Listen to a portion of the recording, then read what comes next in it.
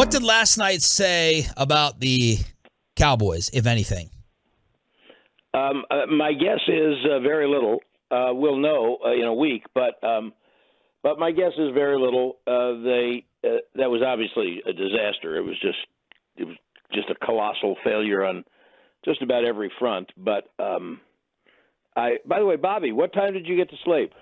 1:30. Oh, you beat me by at least an hour. Okay. But here's what my gut feeling, Sean, is they wanted to win. They're convinced they tried to win. I don't think that's what they were mostly about, whether it was intentional or unintentional. Here's part of my evidence. How many times in a normal NFL game do you recall seeing the exact same pass play called twice in a row? Yeah, it's true. Well, one was a curl, right? And the other one was an out. You talking about the Dak pick and near pick?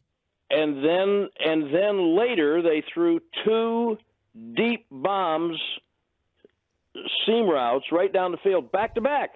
Mm-hmm. Threw the deep bomb, didn't get it. One was to Brown, one was to Gallup. That never happens. My gut feeling, and I don't expect that they will admit it this afternoon when the coaches talk, I think they were trying stuff. Let's look at this. I think they were doing things in some circumstances that they would not normally do. And I think the example, Sean, that you just gave is further evidence.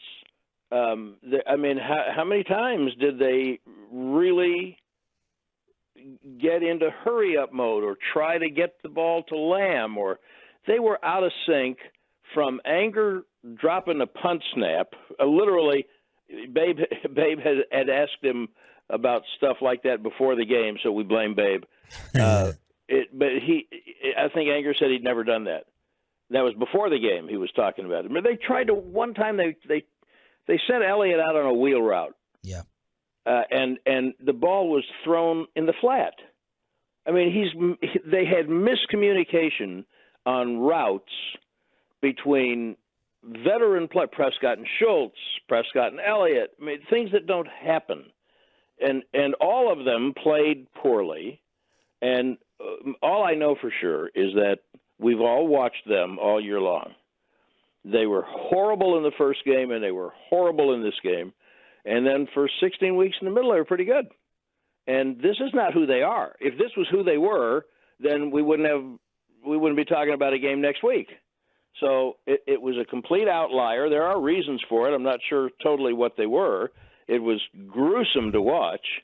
And I guess the good news is that no Cowboy fan had to pay for a ticket because it was away from home.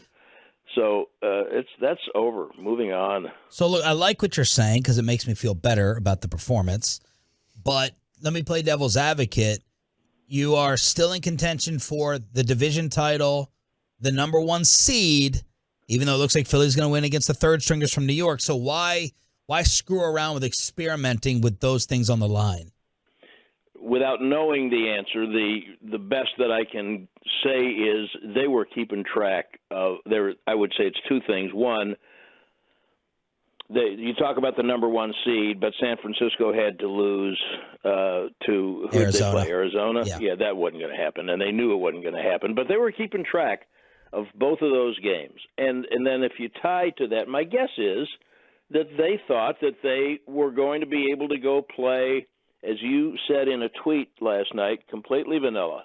Let's just go play. We'll run plays, and we're not going to really try to structure things the way we would. They were certainly experimenting in the secondary. So let's just try. We think we can win the game by just being ourselves. And then it turned out that they couldn't. And but you know, and then they were in deep doo-doo. And you know, your point about even without the missed extra point, they thought the same thing. I talked to Zach Martin after the game. Said, "Was there a point?" I mean, at that point, it's 13-6. It's not like it's things out of reach. You can't play worse than that. Yeah, we thought, and you're there. You're right there. Did you think there was a point that the game was going to turn around. He said, "Yeah, I think maybe in the second half because we went in the 2-minute period and we functioned well. And we thought, okay, we can get some stuff done, and then they didn't. I mean, there are just too many things completely uncharacteristic. Anger with the drop and Turpin, the guy muffs it right into the guy's breadbasket, and I mean, it's just too many things. It's the only thing that makes sense to me is that it's an outlier. Isn't that concerning then, Brad? Like let's even say they were just going vanilla and it was all going to be about execution. Isn't it concerning that they had that much trouble just out executing Washington, though, especially with as banged up as Washington had been? You know, Bobby, I would say you can certainly say yes. And on the other hand, it's a reminder that in the NFL, I think that's the hardest game of the year to play, that last game, when one team is, especially if it's in a division game. So one team's going to play their butt off. And that quarterback was fired up, and whoever they had in front of him was going to be fired up. And so they're going to be after it. And you're just not going to be. You can't be. There's no way you can expect human beings. We would like to. There's no way you can expect human beings to have the focus that, for instance, they will have next Monday night. I'm not saying they're going to win, but they'll have better focus. Mm-hmm. They won't make those mistakes. You can't possibly have that focus in a game like this. And so that in that sense, it's less concerning to me. I mean, we want them. We all want to say you only have to do this 17 times a year. Do your best all the time. Right. And they believe they're doing their best. There's not a football player anywhere who knows that a bad game is coming. Maybe sometimes if practice has been horrific and there's nightmares going on the practice field that we never see. But generally speaking, somebody has prepared better, has more of an edge, whatever. It just happens. So it's not fun, and it doesn't inspire confidence. So, Bobby, I'll give you that. It does not inspire confidence, but it's not going to keep me from sleeping. Brad Sham, voice of the Cowboys, join us 105 through the Fan. Are you surprised they're a favorite in Tampa? I'm shocked. Yes, I think that's stupid. I think they've been favored in a few games. Remember the beginning of the year? They were underdogs all the time. And then McCarthy said we're nobody's underdog, and then they were beating everybody. And now they get in a part of the year where they're favored, where there's absolutely no reason for them to be favored logically. I mean, third party objectively, doesn't seem to be any reason for them to be favored. Why? So yes. Why shouldn't they be favored in your opinion? Because Tampa had to play the way it had to play. Forget about yesterday. To get up to this point, they had to rally and be Tom Brady and overcome injuries. They've been missing people, and they were 8-9. You know, they earned those other. You want to throw yesterday out because they didn't play everybody great. They earned the other 8 losses too. Yeah. So, but then they came back and they were what they had to do to win the division. You can say they won a bad division, but they had to win the games enough to win them. And they're playing at home, and they've got momentum, and the Cowboys are coming off that nonsense. And I think it's silly that they would go on the road and be favored until you understand that the line is all about getting people to bet. Right. In your experience, your vast, legendary experience. Yeah. Heading into the postseason on a roll or stumbling or struggling, to summarize that, your experience of it means what? It means whatever you want it to mean, and it's like the old joke about there's lies, damned lies, and statistics. I mean, you can make it be whatever you want it to be. Were they on a roll last year? I mean, we've all seen years where they have played poorly. Not just them. Pick a team, right. And then you have to pick an era because it's not the same as it was 20 years ago or 15 years ago because the game has changed. It's wider open, and free agency and money have changed things. So, yeah, I've seen teams go into the playoffs on a roll and lose right away. and I've seen teams go in not apparently being impressive at all and find it on the practice field. I don't remember what year it was. I remember one year the Chiefs pre-Mahomes, they were making a run. I think they had statistically the worst run defense in the league. And I think maybe they played the Colts. Something makes me want to say with Edgerrin James, Manning and Edgerrin James, and all of a sudden they started playing great run defense. I mean, things like that happen in the playoffs. So we want everything to make sense. We want there to be momentum, positive and negative. We want everything to fit in the little box that makes us feel comfortable with summing it all up. The fact that that's never the case is what makes watching sports fun. Do you think something could happen, something could play out Monday night against the Buccaneers that could put McCarthy's status in trouble?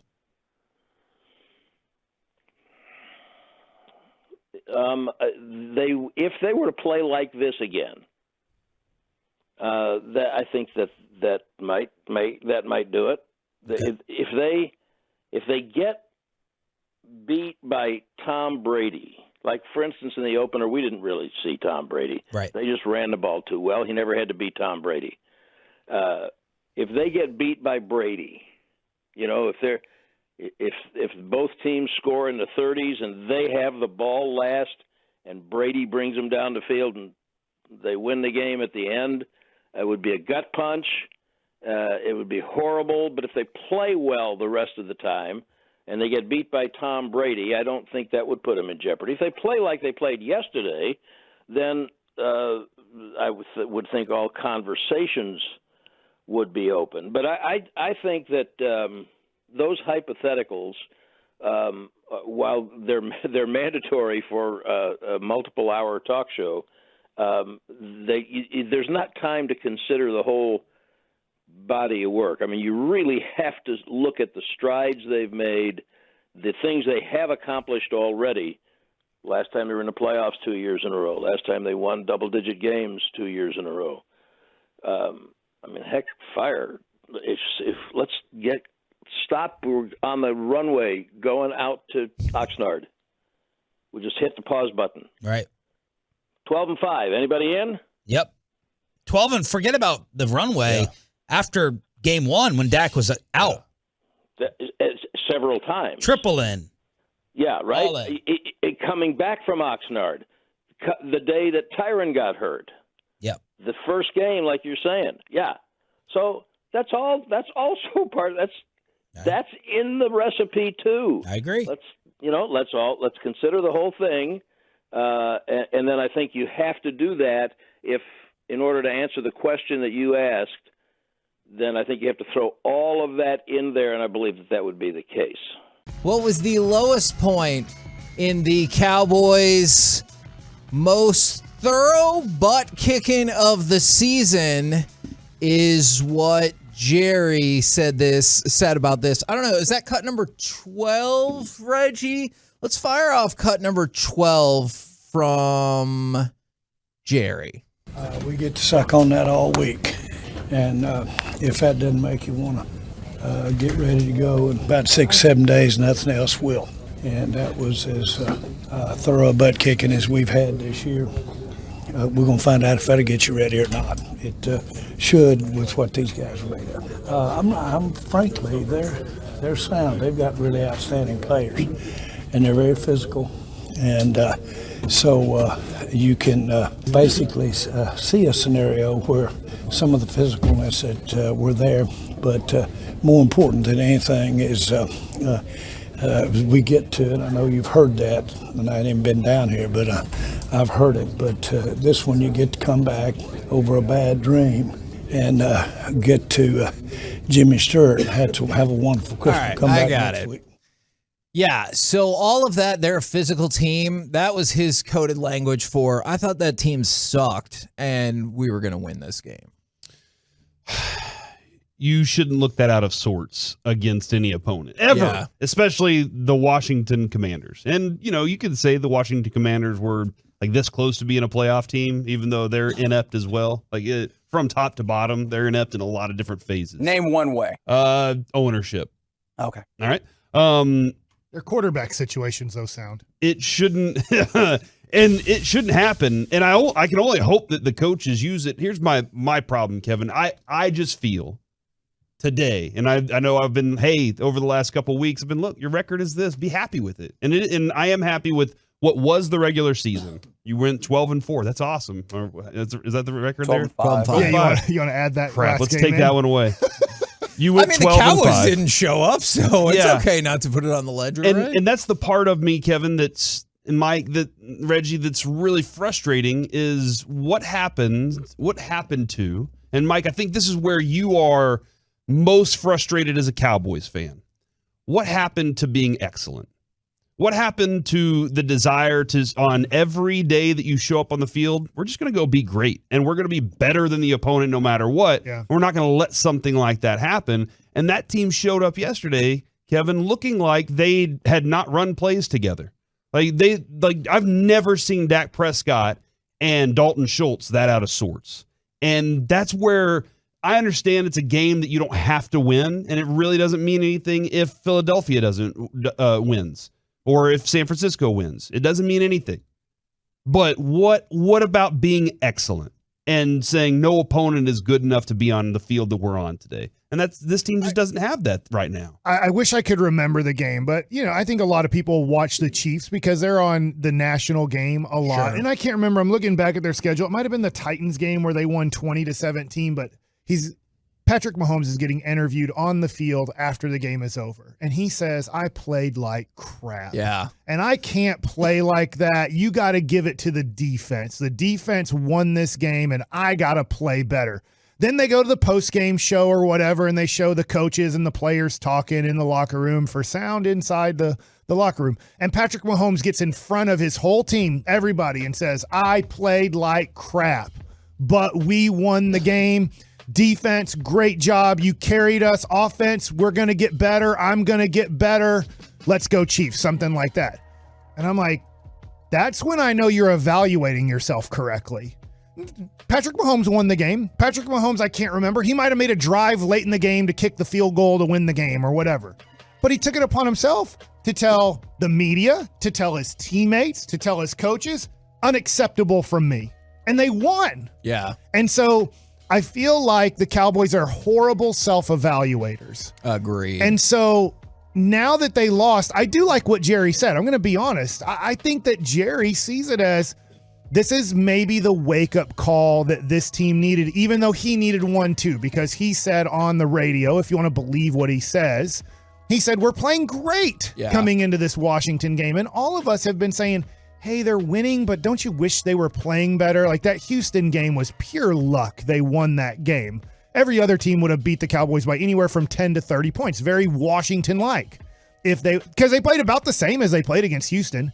They honestly didn't play much different than they did against the Houston Texans, except they played a competent NFL team, and so they lost by 20 points. I see this on the fan text a lot, and I think that's where I am as well, it's the, as I mentioned in Crosstalk, it's the back-to-back pick sixes, the one that was dropped, and they were like, you know what, we got something here, let's go right back to it. And they went right back to it, and then this time they got the actual pick six. I thought that was just sad on a day that the offense looked just awful. Awful. So the first touchdown pass by Sam Hale being his first pass, or Howell, being his first pass ever, wasn't a low point either.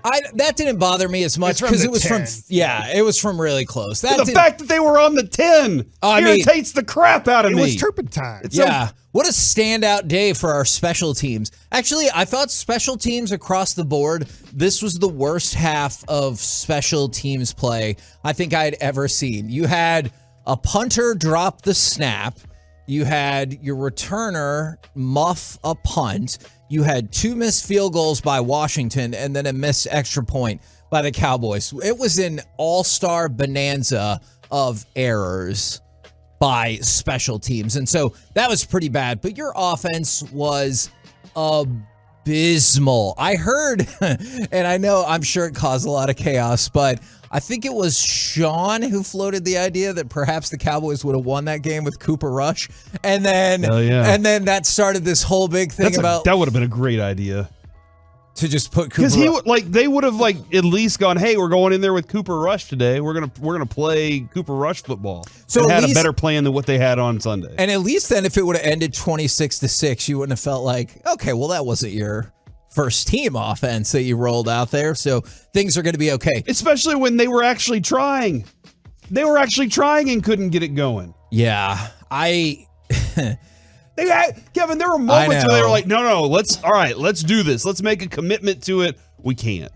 Coming out in the second half, I think that's when, Kevin, I was like, this is it. When I heard them say, Mike McCarthy said, we got to make more of a commitment to run the football. And I was like, all right, let's see it. And they were negative yards. And I'm like, what is that?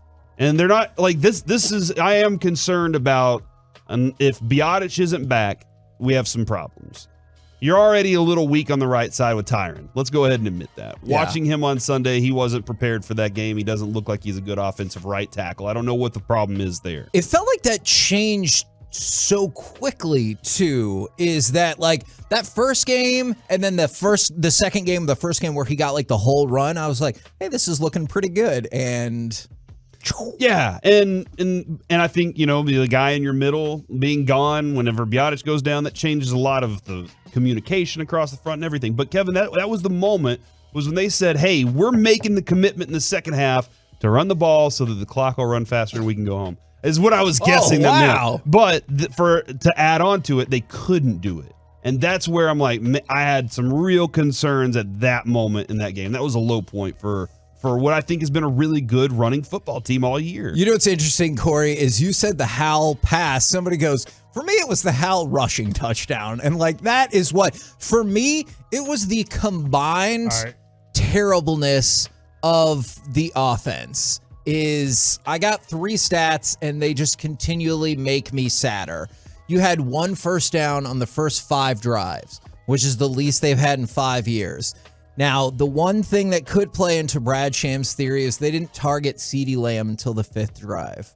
Is that good? No, it's not, because I kept going back to watch the defense, and I was They didn't want Tampa to know that we have CeeDee Lamb yeah, on the team. Tampa's going to have no clue going into this game that CeeDee Lamb is on our team. 3rd and 5, we just showed Tampa we like running up the middle for 2. I could not believe I was like, that play. What are we doing? But that feeds into the logic. They had 10 3-and-outs, which was tied for the most in any game by any team this season. And then Dak's 37.8 completion percentage is the lowest of his career. It was just bad offensively across the board. Yeah, I had to text you afterwards. I was like, wait, did you say Dak was 5th in QBR coming into this? Because then I looked it up and he was 12th at the end of the year, or at least during late on that Sunday night game. I think he still is 12th. So I was like, man, he dropped 7 spots in one game. But remember, in the span of 2 games, he jumped up from 19th to 5th. Yeah. So he has been, which 12th feels about right to me, because that is actually the average between 19 and 5. And I was like, yeah, no, 12 feels about right. Because when he jumped up to 5th, I was like, I don't feel like he's having the 5th best season by a quarterback this year. So I think 12th feels more accurate, and the turnovers continue to run wild, whether it was the pick 6, whether it was the turnover on downs because Brian Anger can't catch a football, whether it was Turpin muffing the punt. These turnovers are why you're going to be done. I can agree with that. One of the things that I'm worried about now on Monday, because watching that game, I really was, especially when Philly got off to a pretty quick lead. It wasn't a huge lead, but they got off to a pretty quick lead. And you're like, probably this game isn't going to matter.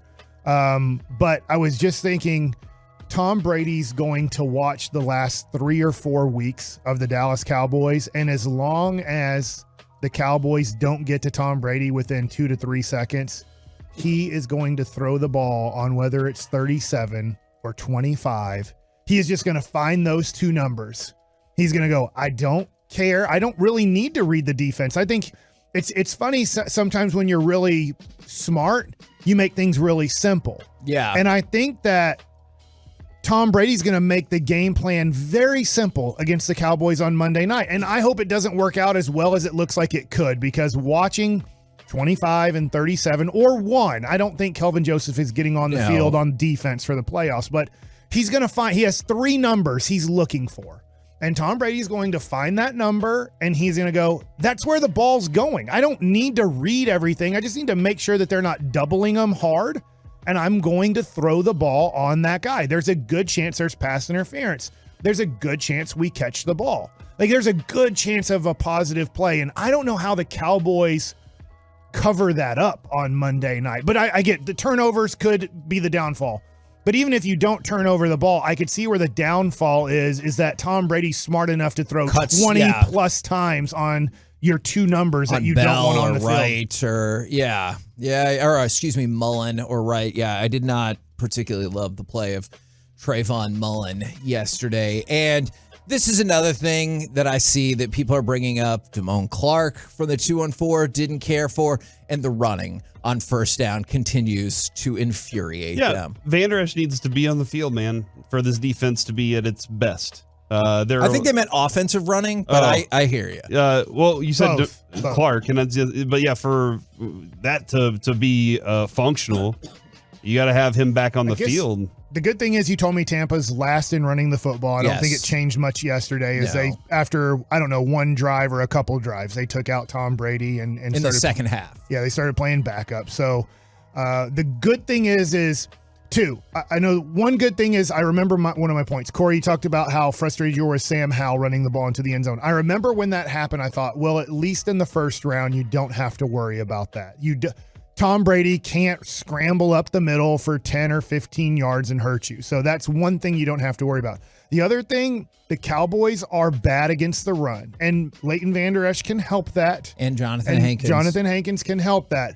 But in the first game of the playoffs, you do get a matchup where the quarterback can't run and the team can't run. So you don't have to worry about that. Now, how much help can you give the minor leaguers that you're playing on defense called cornerbacks on this team? Yeah, I think we're all hopeful for that. Only one time this season, Kevin. Okay. Have the Tampa Bay Buccaneers lost a game and won the next game. Every other time that they've lost a game, they've something like that. Haven't the Cowboys not lost back-to-back games? Yeah, there you go. That's a good one, too. And the Cowboys are road warriors come playoff time. Okay, look, it's true it's been 30 years since think about they how won many a road playoff games have we won on game. the road in our franchise history, though. That is a good point. And the Cowboys last 3 have lost 8 in a row. 1980, 1991, and 1992, they won road games. Good years. They haven't won a road game since then. Yeah. In a playoffs, but and it's only been 8 different playoffs where that's happened. and they're only going to have to win 3 road games to get to the Super Bowl. Hey, you don't know. Seattle could go on a magical run. Or New York. Yeah. This is the year. Y'all didn't want to believe. You're right. That is well documented that I did not want to believe that this is the year that Geno Smith put it all together. The thing the Cowboys are the best in the NFL at that could actually win them a game or 2, maybe even all the way. You know, if you think back to the 2006 Saints, how'd they do it? 50 takeaways. The Cowboys are actually the first team to lead the NFL in takeaways in back-to-back seasons, though, since 1972-1974 Steelers. And I think this is the hope, right? As pessimistic as, you know, I might be annoying some Tolos, but I think a lot of your friends are this pessimistic. Like, we're all rolling our eyes at the chances, right? But if you turn the pass rush, I like that. If you get in the quarterback's faces, Tom Brady can throw you 4 picks. You know, that if you pressure him up the middle, man, he does not like it. This thing could happen, but you know, being number 1 in offense, that's not going to win this game. It's not going to beat the Niners or the Eagles. The elite defense that we thought they had. What is the case with this defense? I don't know, but I think it's that, especially when you get to the playoffs, elite offense is not going to happen consistently. Like the greatest show on turf when they won their Super Bowl, it was 23 points against the Titans. And they damn near lost it, you know, and that's a team that was averaging 34 points per game. So that's my path to victory here in the playoffs, guys. You guys got anything else for me? I think running the football and playing good defense is always the path. And that's That's always been the model in the NFL. And I know we're in the era of elite offense, and that's awesome. You want to be able to throw the football, but when you get into the meat and potatoes of the postseason, that's kind of a formula that you will need at some point in the 60-minute football game. I hope they can run the ball. You know, we can debate whether it's in their best interest to run or pass on first down. Nothing was working yesterday. We need one of those two things. Well, it's the to work. offensive line. And the good news is the reports are that you should hopefully get Tyler Biotish back, which will then put guys back to where they should be, where you'll get Tyler Smith at left tackle, and you will be able to then have, you know, your left guard, Connor McGovern, back there, and you don't have Jason Peters playing a full game because Brodus, you were able to watch the All-22. Yeah. I think pass protection was okay, but you know, the run blocking is clearly lacking. They haven't been very good at run blocking the last 3 weeks, if you really want to put it out there. You know, they weren't good at all against, you know, Philadelphia. They weren't good against Tennessee. They really weren't good. This team yesterday, Dallas's lowest rushing totals for the season, for the two worst games, I believe, have been against the Commanders, both times. Commanders just aren't going to let you run the ball. They have a problem, and you know, hopefully putting everybody back in spot will be helpful. I don't know. I mean, let me say this though: it's not going to be worse. Yeah, without watching Tampa Bay, you know, if you just look at numbers, it's like a middle of the road run defense. Yes. They're like 16th, 15th, or 16th. Yeah, Tyler Algier run for over 100 yards yesterday, and Cordell Patterson was effective as well. See, the thing about it is, though, is that number that way because of injuries? I think so. You know, and now they're starting to get they get all their Vea guys and back. Hicks, corners getting healthy. Yeah. They can play a little bit more man. Yeah. They have their big guys back. Shaq Barrett's not coming back for him. He's out for the year. Yeah. I think that's the only one, though, that's not but I don't back. think they're getting a bunch of defensive linemen back. Well, they've had Vea and Hicks last week. Yeah, see, that's the thing about it is I don't think Vea played this week. I think that's huge. They rested him for the game for this week, and that was the problem that, you know, but I go back and we need to go back and watch that myself. Is the Dallas was averaging with Zeke was averaging a little over 5 yards a carry in that game, and then it turned into you know, remember it was a game, it was like really kind of close, like 3-0, 6-0, 9-0, 9-3. It was one of those games. I mean, Tampa really couldn't get away from you, and Tampa's MO really all season is they don't score a lot of points. No, they throw the ball a ton. They're last in the league in running the ball themselves. No, brutal. But the way they beat you was they ran the ball. You know, they ran the ball. Brady didn't have to be Hall of Fame Brady that he was that game in Tampa when he played them 2 years ago. Well, and really the way they beat you was your offense was terrible. Yeah. They scored 19 points. I mean, dear God, even with some of the running that they were able to do where Fournette has 127 yards on the ground, they score 19 points. Your offense was absolutely terrible, and unfortunately, you just got a mirror performance last night from the offense the same way. It was the game against Tampa was very similar to what you saw yesterday in Washington. Just nothing's working. Nothing was working. I just think these better defenses that you're going to face in the playoffs, you know, and Tennessee had one, even though their offense sucked, they had one. Philly had one. Yesterday had one. Tampa, I believe, has one. And I think it's a pretty consistent recipe now that we're seeing. The only way through that is to go Tyron Smith, Travis Frederick, Zach Martin, have Ron Leary, have Doug Free, and dominant offensive line. It takes multiple years to build an offensive line that good, and by the time you get there, your defense is going to suck. So it really is, like Jerry Jones described it, as trying to hold hands full of Jell-O. And as soon as you get one where you want it, the other one's already leaking. John Machota here tweet about Jerry Jones, quote, "We got to suck on that all week." That was the big, I guess, money shot from last night. Also tweeted the Cowboys' opponents, Commanders, Eagles, Giants, Jets, Lions instead of Packers. You know, it's going to be the AFC East plus the Chargers and the NFC South. And then Detroit and Carolina. And then how about George Stoya? I asked Russell Wilson about the coaching search last night, specifically about Sean Payton and Jim Harbaugh. Wilson made sure to mention Dan Quinn. I know him personally. He's an amazing coach as well as an amazing person, an amazing soul. and a great leader. So we'll see how much sway Russell Wilson has in that coaching decision there. But it sounds like he'd cast a big old vote for Dan Quinn right about now. And they have a great defense, don't they? They do, one of the best in the league. So you could obviously see him excited to be there because he would have taken the job last year. You feel like he was gone? I think that he was absolutely gone. And the thing that I'm glad to see for him, there was some thought that maybe some bridges got burned along the way. Okay. With the general manager there. And I think things are okay now. Okay. All right. Well, didn't need to tell me that. I thought we were heading in a good direction. Let's pursue that burnt bridge angle.